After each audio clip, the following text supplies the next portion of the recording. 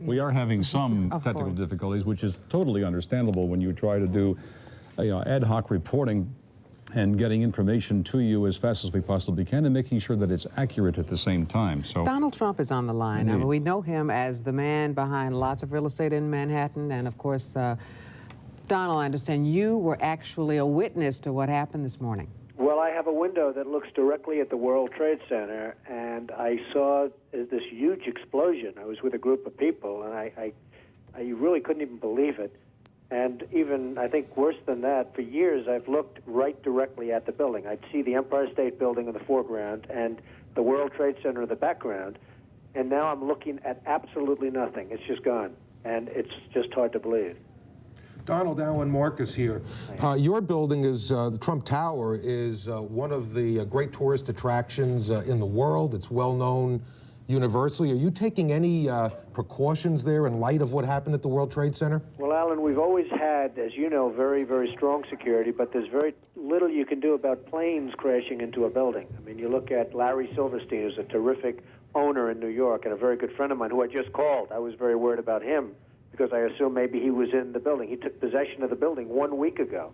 As you know, he just bought the World Trade Center. Right. And he was in his office, and he was getting ready to move into the World Trade Center over the next 2 weeks. So when I just spoke to him, there's nothing you can do when people are going to be bombing planes at your building. Now, Donald, I guess maybe the world is going to be changing, and maybe you're going to have F-16s flying all over the city, etc. But it's a pretty tough situation. Donald, you have one of the landmark buildings down in the financial district, 40 Wall Street. Did you have any damage, or did you know what's happened down there? Well, it was an amazing phone call I made. 40 Wall Street actually was the second tallest building in downtown Manhattan, and it was actually, before the World Trade Center, was the tallest. And then when they built the World Trade Center, it became known as the second tallest, and now it's the tallest. And I just spoke to my people, and they said it's the most unbelievable sight. It's probably 7 or 8 blocks away from the World Trade Center, and yet Wall Street is littered with 2 feet of stone and brick and mortar and steel, and there are thousands of people walking over the debris over the Brooklyn Bridge, where they're sending them out over the Brooklyn Bridge to Brooklyn, and then I guess they're going to have to figure out how to get home from there.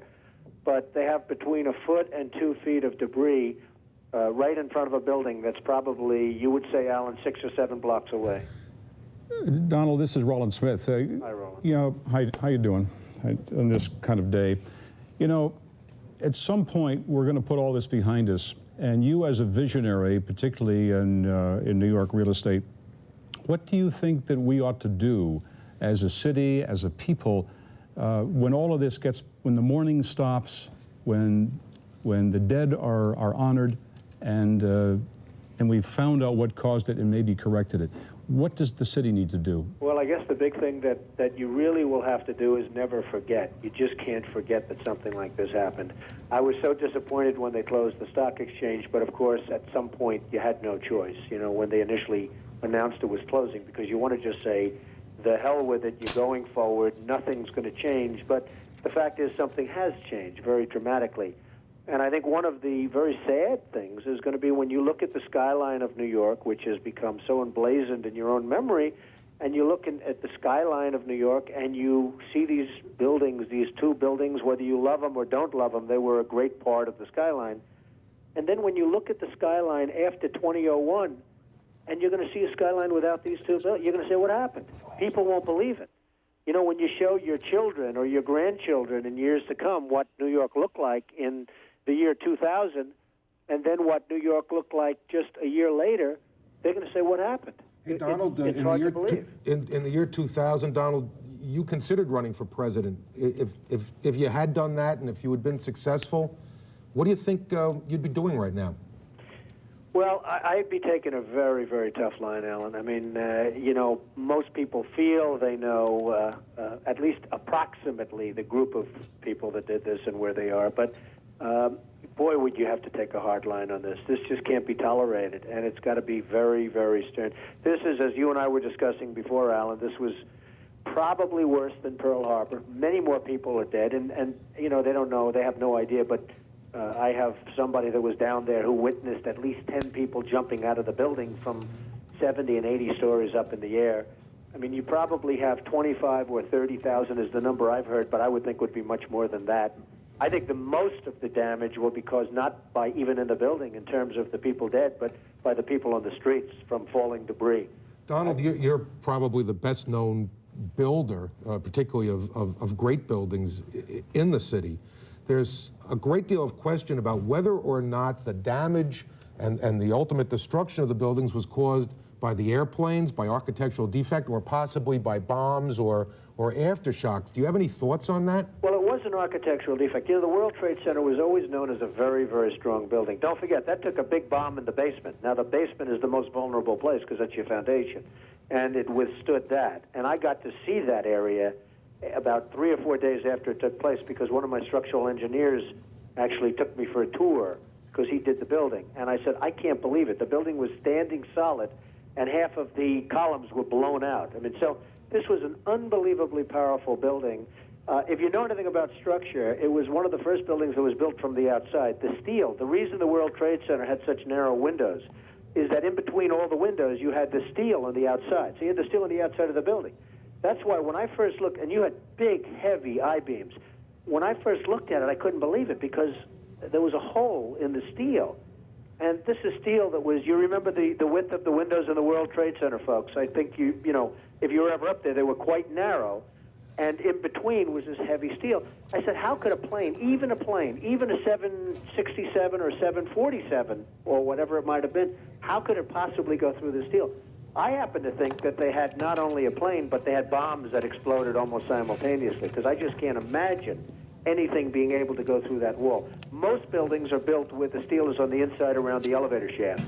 This one was built from the outside, which is the strongest structure you can have, and it was almost just like a can of soup. You know, Donald, we were looking at pictures all morning long of that plane coming into building number 2, and when you see that approach the far side, and then all of a sudden, within a matter of a millisecond, the explosion pops out the other side. Right. I just think that it was a plane with more than just fuel. I think, obviously, they were very big planes. They were going very rapidly, because I was also watching where the plane seemed to be not only going fast, it seemed to be coming down into the building. So it was getting the speed from going downhill, so to speak. It just seemed to me that to do that kind of destruction is even more than a big plane, because you're talking about taking out steel, the heaviest caliber steel that was used on a building. I mean, these buildings were rock solid. And, you know, it's just an amazing thing. This country is different today, and it's going to be different than it ever was for many years to come. Very profound statement and very true. Donald, one last question for you.